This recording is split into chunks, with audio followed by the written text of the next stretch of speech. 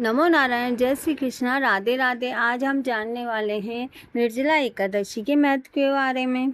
एकादशी व्रत हिंदुओं में सबसे अधिक प्रचलित व्रत माना जाता है। वर्ष में 24 एकादशियां आती है, किंतु इन सब एकादशियों में ज्येष्ठ शुक्ल की एकादशी सबसे बढ़कर फल देने वाली समझी जाती है, क्योंकि इसे एकादशी के व्रत रखने से साल भर में जितनी भी एकादशी आती है उनका फल एक बार में ही प्राप्त हो जाता है। निर्जला एकादशी का व्रत अत्यंत संयम और साध्य बताया गया है। इस युग में यह व्रत संपूर्ण सुख भोगने वाला है और अंत में मोक्ष भी देने वाला होता है। कृष्ण पक्ष और शुक्ल पक्ष दोनों ही पक्षों की एकादशी में अन्न खाना बिल्कुल भी मना बताया गया है। निर्जला एकादशी व्रत कथा इस प्रकार है, सुनिए। निर्जला एकादशी व्रत का पौराणिक महत्व और उसकी व्याख्या बहुत ही ज़्यादा रोचक मानी जाती है। जब सर्वज्ञ वेद व्यास ने पांडवों को चारों पुरुषार्थ धर्म, अर्थ, काम और मोक्ष देने वाले एकादशी व्रत का संकल्प कराया था, तब युधिष्ठिर ने कहा कि जनार्दन, ज्येष्ठ मास के शुक्ल पक्ष में जो एकादशी पड़ती है, कृपया करके हमें उसके बारे में भी बताइए। भगवान श्री कृष्ण ने कहा कि हे राजन, इसका वर्णन परम धर्मात्मा सत्यवती नंदन व्यास जी करेंगे, क्योंकि ये संपूर्ण शास्त्रों के तर्कज्ञ और वेदांगों के पारंगत विद्वान हैं। तब वेद व्यास जी ने कहने लगे कि कृष्ण पक्ष और शुक्ल पक्ष दोनों ही पक्षों की एकादशी में अन्न बिल्कुल भी नहीं खाना चाहिए। द्वादशी के दिन स्नान करके पवित्र होने के बाद फूलों से भगवान केशव की पूजा आराधना करनी चाहिए। फिर नित्य कर्म समाप्त करने के पश्चात ब्राह्मणों को भोजन भी कराना चाहिए और उसके बाद स्वयं भोजन करना चाहिए। यह सुनकर भीमसेन बोले कि परम बुद्धिमान पिता, मैं मेरी उत्तम बात सुनिए। राजा युधिष्ठिर, माता कुंती, द्रौपदी और अर्जुन, नकुल और सहदेव ये एकादशी को कभी भी भोजन नहीं करते हैं। मुझसे भी हमेशा यही कहते हैं कि मुझे भी भोजन नहीं खाना चाहिए, किंतु मैं भूखा नहीं रह सकता हूँ। भीमसेन की बात सुनकर व्यास जी ने कहा, यदि तुम नरक को दूषित समझते हो तो तुम्हें स्वर्ग लोक की यदि प्राप्ति चाहिए तो तुम्हें दोनों ही पक्षों की एकादशी को भोजन बिल्कुल भी नहीं करना चाहिए। भीमसेन बोले कि महाबुद्धिमान पितामह, मैं आपके सामने सच कहता हूँ, मुझसे एक बार भोजन करके भी व्रत नहीं किया जा सकता, तो उपवास करके मैं कैसे कर सकता हूँ। मेरे उदर की वर्क नामक अग्नि सदा ही प्रज्वलित रहती है, अतः मैं बहुत अधिक खाता हूँ जो बिल्कुल भी शांत नहीं हो पाती है।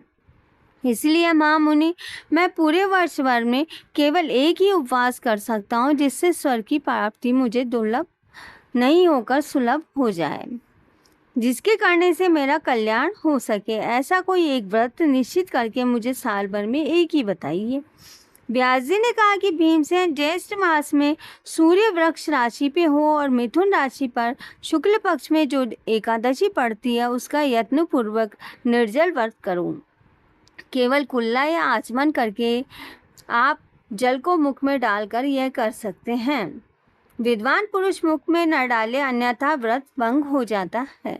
एकादशी को सूर्योदय से लेकर दूसरे दिन तक सूर्योदय तक मनुष्य का जल त्याग देना चाहिए और व्रत करना चाहिए। तदंतर द्वादशी को प्रभात काल में स्नान करके ब्राह्मणों को विधि पूर्वक भोजन कराना चाहिए। जल और स्वर्ण का दान देना चाहिए और इस प्रकार सब कार्य करके जितेंद्रिय पुरुष ब्राह्मणों के साथ उसे भोजन करना चाहिए। वर्ष भर में जितनी भी एकादशियां होती हैं, उन सब का फल इस निर्जला एकादशी के करने पर मात्र मिल जाता है।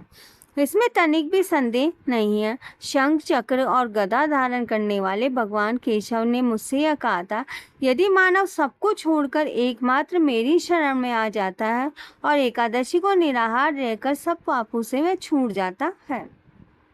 एकादशी व्रत करने वाले पुरुष के पास विशालकाय विकराल आकृति वाले काले रंग वाले दंड, पांचधारी भयंकर यमदूत भी नहीं आते हैं। अंतकाल में पीताम्बरधारी सौम्य स्वभाव वाले, हाथ में सुदर्शन धारण करने वाले और मन के समान वेगशाली विष्णुदूत आखिर में इस वैष्णव पुरुष को भगवान विष्णु धाम की ओर ले जाते हैं। अतः निर्जला एकादशी को पूर्ण यत्न करके उपवास और श्री हरि का भजन हमेशा करना चाहिए। स्त्री हो या पुरुष, यदि उसमें मेरु पर्वत के बराबर भी महान पाप किया हो तो वह इस एकादशी के व्रत के प्रभाव से भस्म हो जाते हैं। जो मनुष्य उस दिन जल के नियम का पालन करता है वह पुण्य का भागी होता है। उसे एक एक पैर में कोटि कोटि स्वर्ण मुद्रा दान करने का फल प्राप्त हो जाता है। मनुष्य निर्जला एकादशी के दिन स्नान, दान, जप, होम आदि को कुछ भी करता है तो वह अक्षय प्राप्त होता है, अक्षय फल मिलता है उसे। यह भगवान श्री कृष्ण का कथन है। निर्जला एकादशी को विधि पूर्वक उत्तम रीति से उपवास करने चाहिए। मानव वैष्णव पद को प्राप्त कर लेता है। जो मनुष्य एकादशी के दिन अन्न खाता है वह पाप का भोजन करता है। इस श्लोक में वह चांडाल के समान और मरने पर दुर्गति को प्राप्त होता है। जो ज्येष्ठ के शुक्ल पक्ष में एकादशी को उपवास करके दान करते हैं और परम पद को मेरे प्राप्त होते हैं। जिन्होंने एकादशी को उपवास किया है वह ब्रह्म हत्यारे, शराबी, चोर व गुरुद्रोही होने पर भी सब पापों से मुक्त हो जाते हैं। कुंती नंदन निर्जला एकादशी के दिन श्रद्धालु स्त्री पुरुषों के लिए ये विशेष दान और कर्तव्य विहित है। उसे सुनो। उस दिन जल में शयन करने वाले भगवान विष्णु का पूजन करो। जलमयी धेनु का दान भी करो अथवा प्रत्यक्ष धेनु या धृतमयी धेनु का दान उचित बताया गया है। पर्याप्त दक्षिणा और भांति भांति के मिष्टान द्वारा यत्न पूर्वक ब्राह्मण को संतुष्ट करना चाहिए। ऐसा करने से ब्राह्मण अवश्य संतुष्ट हो जाते हैं और उसके संतुष्ट होने पर श्री हरि की पूजा करनी चाहिए। रात्रि में जागरण करना चाहिए। निर्जला एकादशी का व्रत भी करना चाहिए। उन्होंने अपने साथ यह बीती हुई 100 पीढ़ियों को और आने वाली 100 पीढ़ियों को भगवान वासुदेव के परम धाम में पहुंचा दिया है। निर्जला एकादशी करने से सब कुछ मिल जाता है। निर्जला एकादशी के दिन अन्न, वस्त्र, गोश्त, जल, शैया, सुंदर आसन, छाता आदि दान देने चाहिए। जो श्रेष्ठ और सुपात्र ब्राह्मण को जूता दान देता है वह सोने के विमान पर बैठकर स्वर्गलोक को चला जाता है।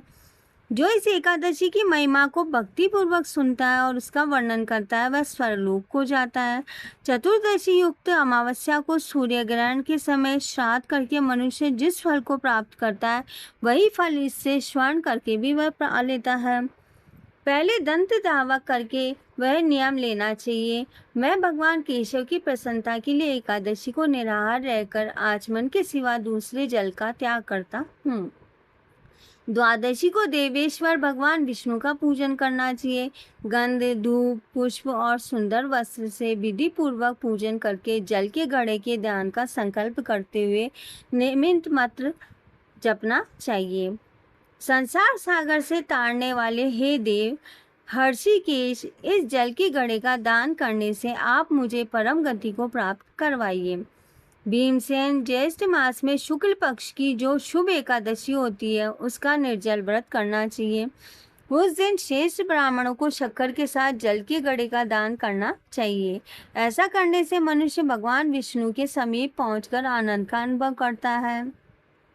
तत्पश्चात द्वादशी को ब्राह्मण भोजन कराने के बाद स्वयं भोजन करना चाहिए।